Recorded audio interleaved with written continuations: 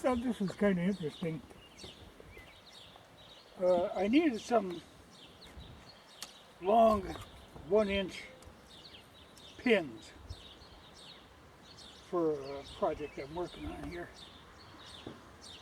And the wood that I dug up, I happened to think of this, I had this laying around kind of saving it for a special project, but it was oak that got hit by lightning about 10 years ago. And it was a forked tree and the lightning came down and just blew it apart. The one half of it is still standing, but there's a long scar coming down the tree, and I don't think that's going to last much longer. But the other part, I've been splitting off bolts of it and splitting it up to make these nails out of it.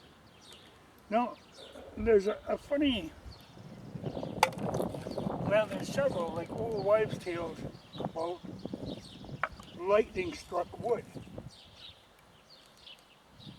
There's one that says that it will not burn, which I know isn't true because I've actually burnt a large portion of this tree. So it burns, but then there's weird things,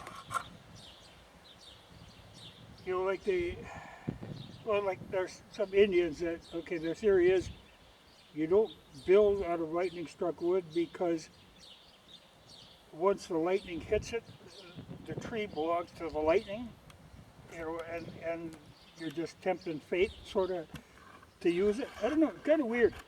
I'm not really superstitious. I find all these things interesting, but I don't put a lot of credence in them, except that a lot of times in these kind of old wives' tales, there's like a little bit of truth in there someplace, and that's why I was kind of studying up on this to see what the speck of truth could be. They claim that, okay, when the lightning hits it, any moisture that's in the wood gets superheated. It turns into steam, and that's what actually explodes and blows the tree apart. So what doesn't get blown apart is, in theory, denser wood.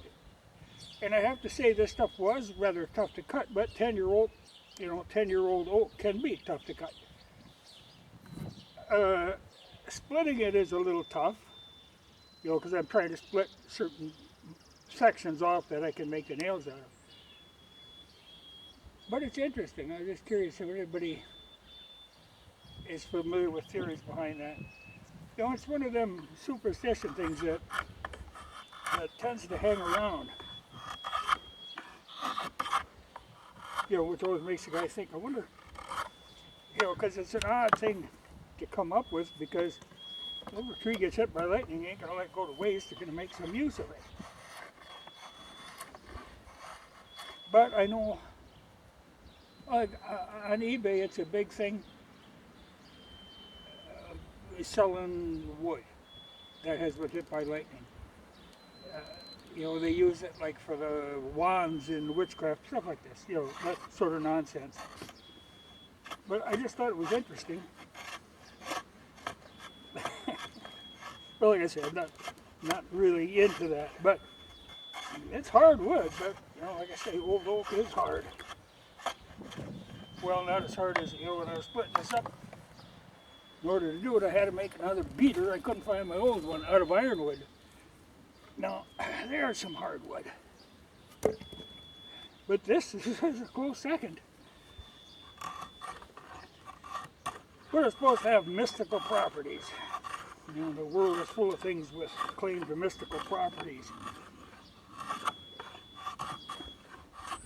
In fact, I think part of it with the witchcraft deal on the lightning struck wood, it's not supposed to be touched by iron because that grounds it and takes the properties out of it. So you got to cut it with stone tools, I guess. I always find this stuff interesting, but it's good wood. And like I say, she's plenty hard. But it's got little, straight grain. So it's just a matter of getting her all down to an inch. Drive her in. Which takes a while. Especially because there's no piece of it that you really don't have a real straight grain. It's always got a twist to it. So you kind of work it around that. You don't have magic.